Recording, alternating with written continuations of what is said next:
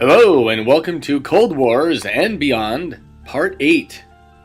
Now we'll be looking at the change that occurred in Asia during the final decades of the Cold War and into modern times. And now for something completely different. First, let's take a look at the change in the economic structure of countries as they progress toward greater development.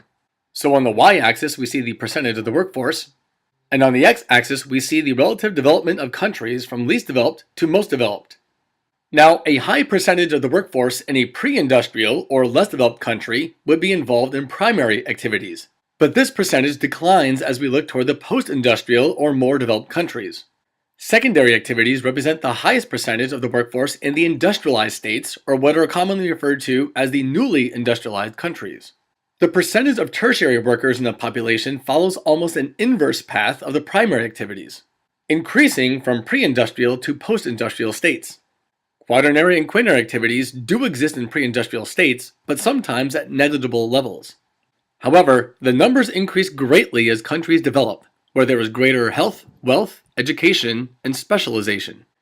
Now looking at Japan, one of the world's most developed countries, they experienced a lost decade beginning around the end of the Cold War in the early 1990s. A combination of very high land values and low interest rates led to massive borrowing and heavy investment in things like stocks and real estate. The government sharply raised interest rates in 1989, causing the bubble to burst, along with the stock and real estate markets. A debt crisis followed, which wasn't catastrophic for most people. The Japanese tend to have high savings, but companies were definitely weakened. Japan's national debt grew to more than 200% of its GDP, which, by the way, is a very bad thing. Higher unemployment, less job security, and very low growth has plagued Japan ever since, and it still has not fully recovered, which is why this time frame has often been called the lost 2 decades. To add insult to injury, in March 2011, a massive earthquake off Japan's coast triggered a powerful tsunami. Together they caused more than 25,000 deaths. The tsunami also caused the Fukushima nuclear disaster, which was the first major nuclear meltdown since Chernobyl in 1986. Nonetheless, as you can see with the country data in the chart, and looking at the population pyramid, Japan is still one of the richest and most developed countries on the planet. Comparing Japan with the rest of the world, you can see it ranks toward the top in terms of health, represented by life expectancy, wealth, represented by per capita income and its economic structure, as well as education, represented by literacy. This data, taken together, clearly qualifies Japan as an MDC. Now, China had begun massive industrialization under Mao Zedong. However, in 1976, Mao died due to a heart attack. Afterward, a power struggle emerged between the competing Communist Party officials. The group that lost was the Gang of Four, consisting of Mao's widow and 3 others. This one was Mao's widow. Yeah. They were major leaders during the Cultural Revolution, but were put on trial and then imprisoned. This marked a change in which China became more moderate, similar to when Stalin died more than 2 decades earlier. Deng Xiaoping became the new leader of China in 1978 and held the position until 1992. Most of the Maoist reforms were abandoned. Government control became less strict, and they moved toward a mixed economy in what was referred to as a socialist market economy.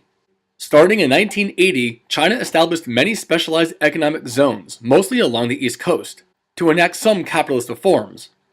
Managers were allowed to act more freely, and profits were allowed. Nonetheless, most regions, especially in the interior, remained far less developed, experiencing abject poverty, and unlike European socialist countries, China still remained communist. Nothing showed this better than the 1989 Tiananmen Square massacre. Over 100,000 mourners and demonstrators descended on Beijing in the summer after the death of Hu Yaobang, a high-ranking official who supported many democratic and capitalist reforms. 1989 saw the fall of the Communist bloc and the Berlin Wall, and the diffusion of this democratic movement spread to China. The result was a government crackdown in which they sent in armed forces to disperse the crowd. True numbers will perhaps never be known, but an estimated more than 2,500 were killed and more than 7,000 were wounded. Thousands more were arrested, and democracy essentially died in China. And what you're seeing here is the bravery of the unknown rebel. He stood in front of a column of tanks the morning after violence had begun. Very little has been confirmed about his fate after that confrontation. China became one of the fastest growing world economies, in large part due to their cheap labor and cheap currency. In 1997, Britain returned to China the territory of Hong Kong, one of the four Asian tigers, and China agreed to allow Hong Kong to remain largely autonomous for 50 years. The Chinese government still promotes nationalism and endorses a collective mindset, and the Chinese people are behind what is known as the Great Firewall, where they are under constant surveillance and the government enforces strict censorship.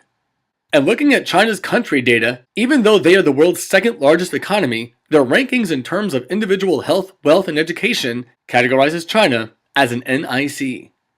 Elsewhere is the Asian giant of India, the third largest economy in the world.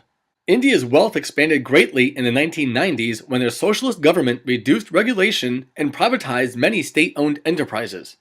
India also joined the Nuclear Club in 1998, meaning they have developed and tested nuclear weapons.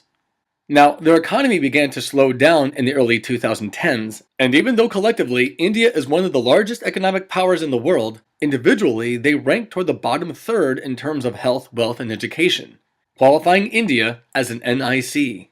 India is one of the world's most influential secondary industrial regions, specializing in the outsourcing of services, information technology, and software design. Now, Pakistan is officially a democratic republic, but essentially is little more than a dictatorship in actuality. They, like India, joined the Nuclear Club in 1998. Pakistan remains as a low-income and underemployed country. Although they are far from the poorest nation in the world, they are clearly an LDC. Now, Vietnam and the surrounding region represented a failure of containment during the Cold War. After Vietnam fell to communism, more than 1 million refugees, known primarily as the Boat People, fled the country. But even more tragic is what happened to the people of Cambodia. The Khmer Rouge, a communist party, took control of Cambodia in 1975 under the leadership of Pol Pot and orchestrated the terrible Cambodian genocide. Their goal was to establish a communist society, and they worked to de-urbanize their country, sending thousands of people from the cities to the fields. In enforcing their extreme vision, between 1.5 to 3 million people died of executions, starvation, and forced labor. The mass graves that were found afterward were known as the killing fields. Today, Vietnam is still communist, but they have grown into a mixed economy with some minor free market reforms. Nonetheless, Vietnam remains a poor and densely populated LDC. Cambodia is now a democracy, but is still one of the poorest states in all of Asia, with almost a quarter of its population living on little more than $1 a day, and with more than half of the population under the age of 25, Cambodia is clearly an LDC. Indonesia is a republic and the largest Muslim nation in the world. The 2002 Bali bombings occurred in a tourist district on the island of Bali. The attack killed over 200 people and around 240 were injured. A violent Islamic group was responsible for this. Now, you may ask why they chose Bali if Indonesia is mostly Muslim. Well, Bali is more than 90% Hindu and a popular tourist site for Europeans and Westerners. Later in 2004, the Indian Ocean tsunami occurred.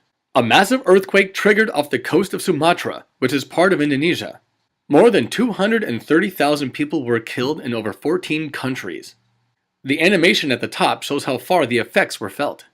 Today, Indonesia still struggles with poverty, unemployment, and inadequate infrastructure, which is understandable for the largest archipelagic state in the world, meaning it possesses many islands. And even though it is one of the 4 Tiger Cub economies, looking at the country data, it is still categorized as an LDC. And then there's the story of the DPRK, the Democratic People's Republic of Korea, otherwise known as North Korea. Kim Il-sung ruled as a fairly moderate communist leader from 1948 to 1994, working to modernize and industrialize his country. Then came Kim Jong-il, sometimes called Kim Jong mentally ill. He ruled from his father's death in 1994 until his death in 2011. In that time, North Korea became the de facto authoritarian and totalitarian communist dictatorship of the world. His son, Kim Jong-un, has been their ruler since 2012. North Korea is the least free state in the world, dominated by a strong government and large armed forces, collective farms, massive human rights violations, and widespread starvation. They claim to have stopped their nuclear weapons program, but many doubt the veracity of this. In this image, you can see the stark difference in development between North Korea and its neighbors. To save energy at night, the power grid is shut down across most of North Korea. with the exception of its capital, Pyongyang. North and South Korea constitute a multi-state nation, two people divided, not by geography. Yes, well! They are divided by political ideology. Despite vast resources, North Korea remains an LDC, whereas its southern neighbor, the Republic of Korea, or South Korea, is one of the four Asian tigers and has achieved MDC status, with its high rates of health, wealth, and education. There is perhaps nowhere else in the world where the stark differences between communism and capitalism can be seen so clearly. The continent of Asia is truly a vast region with vast differences and vast resources. It is undoubtedly one of the most influential regions in our multipolar world today. Groovy.